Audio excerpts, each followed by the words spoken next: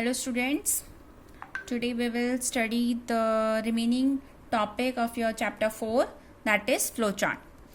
So first we will discuss about the what is flowchart. Flowchart is a pictorial or graphical representation of algorithm.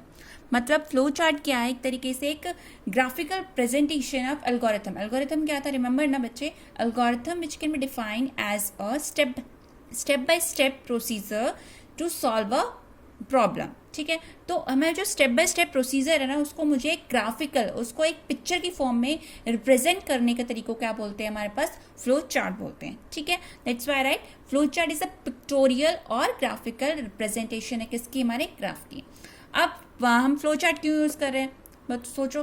Flow chart इसलिए use करें, जो भी हमारे पास logic है हमारे पास programme का या हमारी प्रॉब्लम का, वो अच्छे से क्लियर हो जाएगा. पता ही है आपको, जो आप पिक्चर्स या कोई भी पिक्टोरियल या ग्राफिकल प्रेजेंटेशन होगी वो अच्छे से क्लियर होती है then that of the text part से. ठीक है, नेक्स्ट वन क्या है, help during the working of the program. जो भी हमारे पास फ्लो चार्ट ये बता देता है भाई, अच्छा ये इनपुट है, इसके बाद ये काम हो रहा है, इसके बाद ये काम हो रहा है, तो पूरा फ्लो बताएगा हमारे पास वर्किंग का.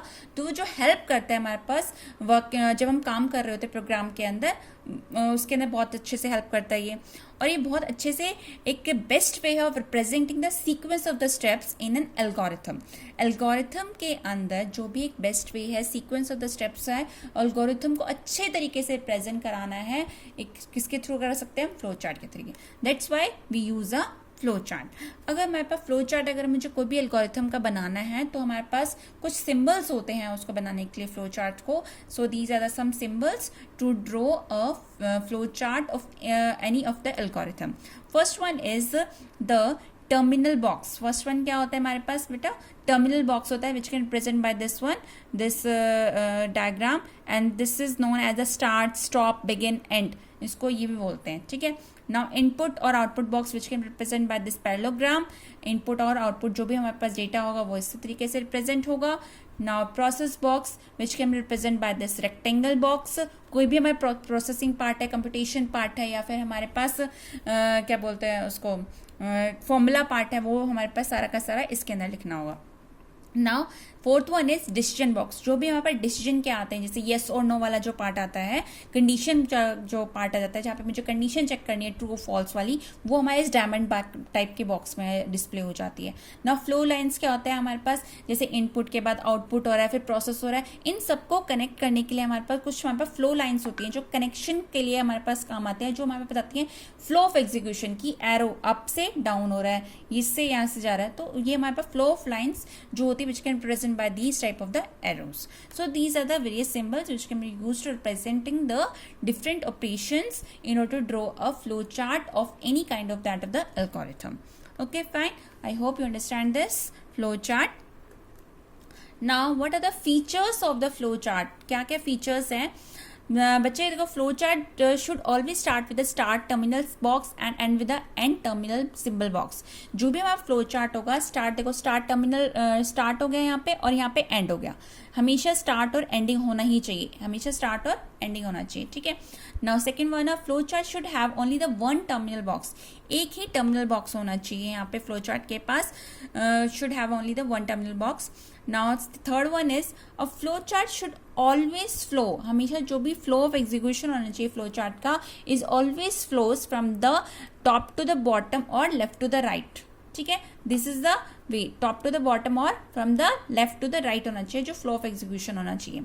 Now the flow line should not overlap each other. ऊपर एक नीचे नहीं होनी चाहिए, फ्लो लाइन्स बिल्कुल क्लियरली डिफाइन होनी चाहिए. हमारे पास जितने भी सिंबल्स हैं in the flow chart should be connected with arrows. देखो these are the symbol, different types of symbols which are connected with that of the, देखो ये सारे के सारे एरोज से कनेक्टेड है ना. सो देखो, see this is the pictorial representation of any kind of the flow chart of the any of the algorithm.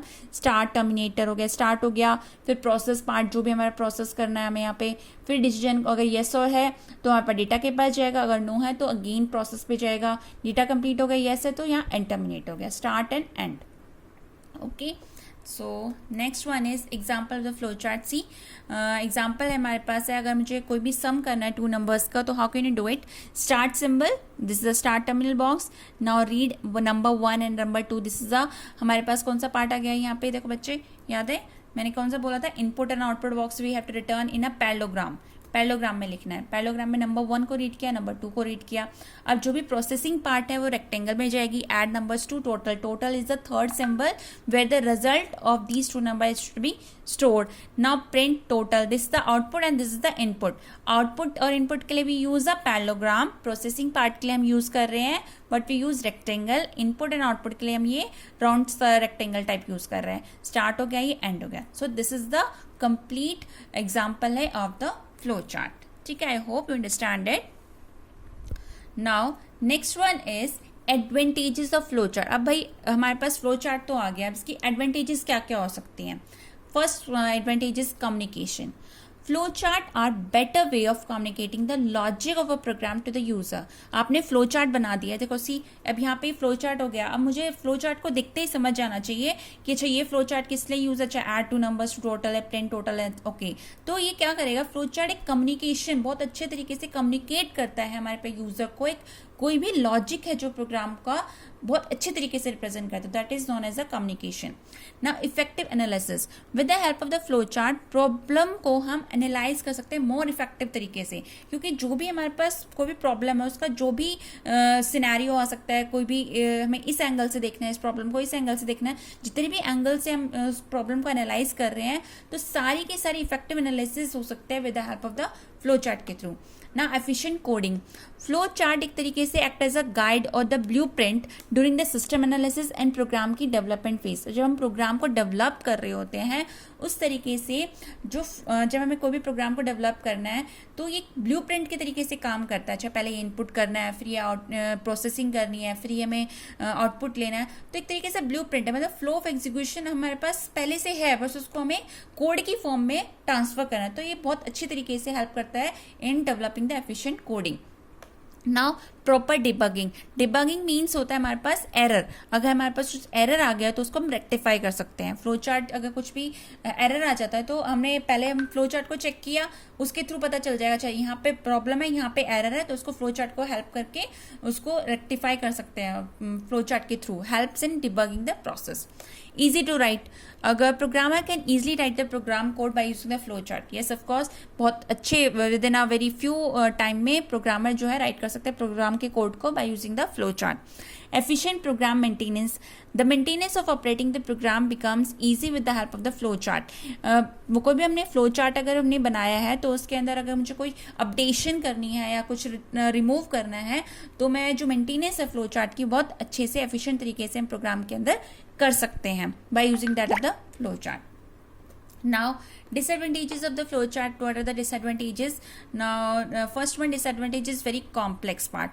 अगर बहुत बड़े लेंदी हमारे पास एल्गोरिथम्स है, उन लेंदी एल्गोरिथम्स का फ्लो चार्ट अगर हमें बनाने लगेंगे तो बहुत ही डिफिकल्ट हो जाएगा, बहुत उनका जो फ्लो चार्ट भी बहुत बड़ा बनेगा और उसको फॉलो करना इट्स वेरी डिफिकल्ट. तो कॉम्प्लेक्स जो लेंदी एल्गोरिथम्स के लिए फ्लो चार्ट बनाना इट्स वेरी टीडियस जॉब.